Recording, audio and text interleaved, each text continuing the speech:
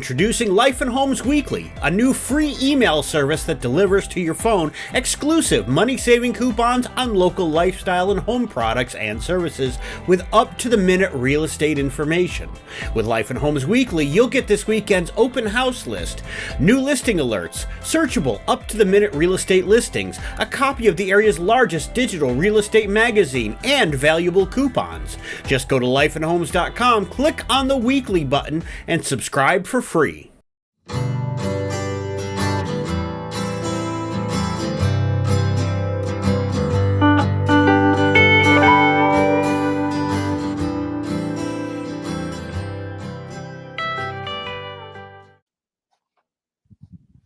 Hey, welcome to the Life and Homes podcast. This is your host, Mike Bova. Got a very special guest on from the Capital District, Armando Valdes. Armando, how are you, man? Very good, Mike. How are you? I am doing well. So tell people about you. How did you get into real estate and what did you do before that? Well, actually, I kind of fell into the business. I was a volunteer fireman in Schenectady a few years ago, and I went for my physical, and I found out that I had cancer and I had cataracts. So I wound up beating them both, okay? And I actually beat the cancer twice. Awesome. So I got a good clean bill of health from my doctor. So I was laid off for about 10 months, okay? And before that, I was a contractor. And I used to work 12 to 15-hour days. And I couldn't figure out why I was being so lethargic right around noon or 1 o'clock until I went to my doctor and he told me what I had. Then it made sense to me. And obviously, I couldn't do the work I was doing before since I had the cancer. So I had no choice but to stay home. And my best friend in the world, a broker from Long Island, when I was living in Long Island, he kept telling me to get into the business. But back in Long Island, I didn't have the means to. So my wife and I sold the house in Long Island. We moved up here. And now, not only did I have the means, but I had the time also because I had to be laid up in bed because of the cancer. I took my online test the first time. I failed it the first time, passed it the second time. I went for New York State to take the test downtown. And I actually took my first test when I had the cancer still. I failed that one, did everything I had to do with the cancer to get past that. Passed it the second time I went back, passed it, never looked back again. And my only regret is that I didn't do this 40 years earlier. Sure, definitely. So give us a little bit of a background. You said you were in Long Island, and we had talked before, just in casual conversation. Tell people what you did in Long Island. I mean, you were like, you were a DJ, you played clubs, and it's always very fascinating to me because I'm in the entertainment business. But let people know what you did before. And I think that you occasionally, when you go back to the city, whatever you do a gig or two, right? Mm-hmm. Yes. Well, I was a Long Island DJ for about 35 years. I've worked every major club on the island, plus a few underground clubs in the city. I did that for about 35 years. My one niche was, ironically enough, I had the same niche in being a DJ as I do in being a realtor. It's my second language. It's been a tremendous asset for me. Sure. Back in Long Island, I was one of the very few bilingual DJs. So I was able to do a lot of what's called a quinceañera, which is a Spanish Sweet 15. I did tons of those. But I also did, like I said, every major club out there and a lot of high-end weddings. I've been doing that for like about 35 years. Most of my leads, my clients were just from old word of mouth. Either they heard me at another party or they heard me at a nightclub and they wanted me. And 9 out of 10 times they just called me up. I never had to advertise at all. Now, as far as the real estate, I'm trying to carve out that same niche. I'm trying to deal more with the Spanish clients that have a language barrier, okay? Because I found that there's nobody up here to cater to those people, okay?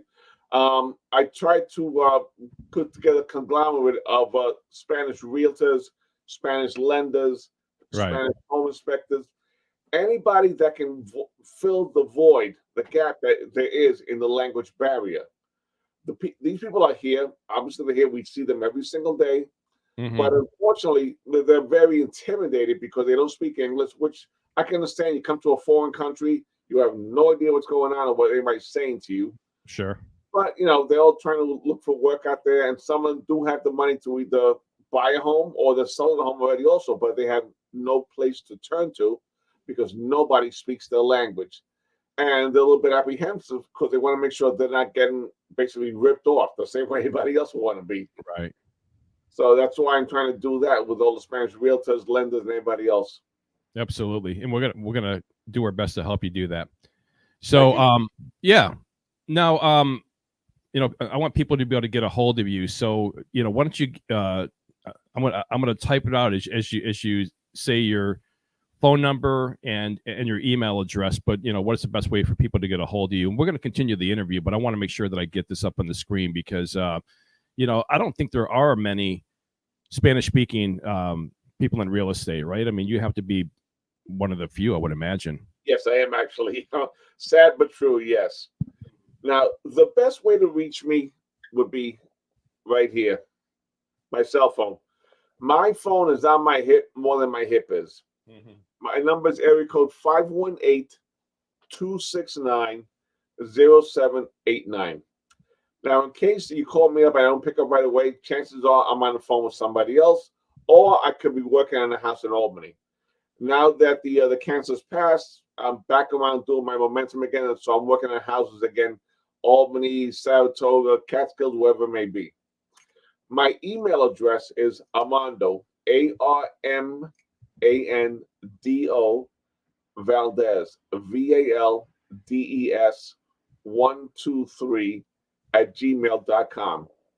You can also reach me that way, but again, the fastest way is the cell phone.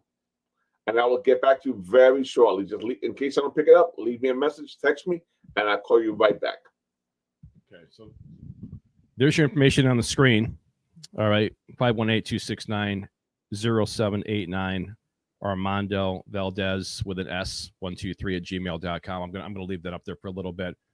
But talk about what real estate's looking like in your area. I know that your office is in Schenectady. You're in Schenectady. What's the real estate looking like at this time of year? I mean, is it a buyer's market, seller's market? Are there too many buyers for homes? I mean, how is that looking down there? Well, there's still a lot of buyers for homes. Okay, there's very little inventory, but it depends on how you look at it. It could be the sellers or buyer's market. Obviously, the sellers are getting top dollar for their homes. But also, since the rates have dropped since last year, if you recall, it was at 7.8 at the highest. I believe now it's about a 6.25. Obviously, that's not as good as pre-COVID when it was 3.0, basically. Right. I don't know if we're going to see those days anytime soon. I doubt it. But still, a 6.25 is still considerably better than a 7.8. Sure. Okay. And I have two properties coming up, as a matter of fact. I have a 4-bedroom, 2-bath, 2-car garage, in-ground pool coming up in Boston, Half Moon. Okay. I have another property coming up in Duanesburg, which is actually 2 homes for the price of 1. It's 2 homes on a 2-acre lot, and both homes are on the same deed. That's 9 bedrooms total, believe it or not. 9. Wow. 6 in one, 3 in the other, 1 bath in each one. And that one we're going to be asking about $275 for, but that is not up yet. That might be up in about another week, maybe 2 at the latest. And I know those 2 will hit the market and will be gone quickly. Right. My last 2 sales, I had a sale at Whitehall Station in Albany. It was a townhouse. That house was under contract in 4 days. Wow. 4. Yeah. And I got lucky because when the house went under contract, I went by there and I put my under contract sign on there with my name and number. That's how I got my next client. He lives right around the corner from where I had that listing. Mm-hmm. And he was impressed that it was up under contract in 4 days. This gentleman called me up. He told me he wanted to list his house. I never heard of this guy before. Didn't know where he got my number from until I sat down and I talked to him. I was able to put 2 and 2 together. I said, okay, now I understand. That house sold in January in 2 feet of snow. So I can do the same for them. I can do the same for any one of your listeners also. Yeah. I know it's not uncommon now to sell, to sell a house any time of year. Like, I have a friend that's in the local real estate market here in Utica, and he said, like, you can list a house in Thanksgiving and have it sold by Christmas, and Yeah. which is very cool. I mean, so the best thing for people to do is, I want to highly recommend Armando in the Capital District area, and contact him, because when a house goes on sale, you're going to miss out if you don't jump on it, right? So, I think that's pretty good advice, right? Mike, one thing I found that people, the first major thing they're afraid of is that they don't qualify. Mm. And, I find this to be ridiculous because they're already knocking themselves down before they even stand up. Okay. They always think, oh, no, I'll never qualify. You're not a lending expert. I'm not a lending expert. My best advice would be go talk to one of my lenders. Okay. The worst they can do is give you information on how to repair your credit. Mm-hmm. So even if you're not able to purchase a home now, doesn't mean that if you follow the steps, you won't be able to purchase it in 6 months, 3 months down the road. Gotcha. Every situation is different. But never, ever, ever think to yourself, oh, I'll never be able to afford it. I'll never be able to get credit. You don't know. Mm-hmm. The lady in Half Moon, I sold her house 2 years ago. And when I walked into that house, my wife and I became good friends with them because I used to show them like 10 houses at a time sometimes. That's one thing about me. I would rather go out and show you 10 houses. Right. Okay, and you tell me no 10 times, I'm fine with that. Mm-hmm. As opposed to just wasting time going to see one house for the whole day. If we're going to go out, let's see as much as possible. I got no problem. You have me for the whole day. I'll take you wherever you want to go. I really don't care at all. I'll take you. But going back to what I was saying, though, talk to my lenders. Okay, they will guide you. And you may be pleasantly surprised. You may be able to afford more of a house than you think you can. Right. And a lot of factors come in. If you have a spouse, okay, if you have other income coming in that you may not even think of, Social Security, disability, SSI, whatever it may be, you take those things for granted. You don't think of them until you realize, oh, yeah, I have this coming in. I have this coming in. Every little thing adds up. Mm-hmm.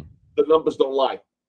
Right. So you may think you can't afford it, and you could be very well surprised. Yeah, that's awesome advice. And what I want to do is, we're going to do a session 2 with Armando, which is going to air at another time, in about a week after this one airs. But I want to, again, put your information up on the screen. And I want to talk more about it in this next session. And you can get all of our sessions on our YouTube channel, which is just Life in Homes. But contact him, 518-269-0789, or his email is easy. It's as easy as 123 Armando Valdes with an S 123@gmail.com, and definitely contact him. And great advice. Talk to his lender. I'm sure he has multiple lenders out there that you can talk to, and I'm sure that they'll work with you. Like you said, the worst they can do is not even say no. They'll tell you how to repair it so you can buy a home. So that's good news. But we want to thank you for tuning in, Armando. Thank you for the session, and appreciate it. We'll be right back after these words from our sponsors. Thank you, Michael.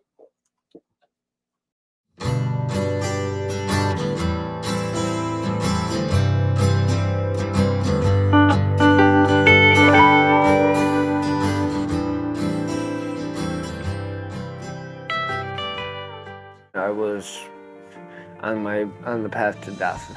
Since coming into the mission, I am completely sober and enjoy every day that I'm alive. One thing that the mission has done to set me up for success is giving me hope that I can actually get my kids back. I used to see myself as worthless, and I always thought that's all I'd ever be. But since I came here, I've realized that it's all in the choices you make, and it's given me hope. Before I came to the mission, I was a drug addict, no good person. Since coming to the mission, I'm fixing my family relationships and being there for those that need me. I was beaten down for so many years, and now it's my time to shine. There's more to life than just drugs. Starting to become the man I used to think that I could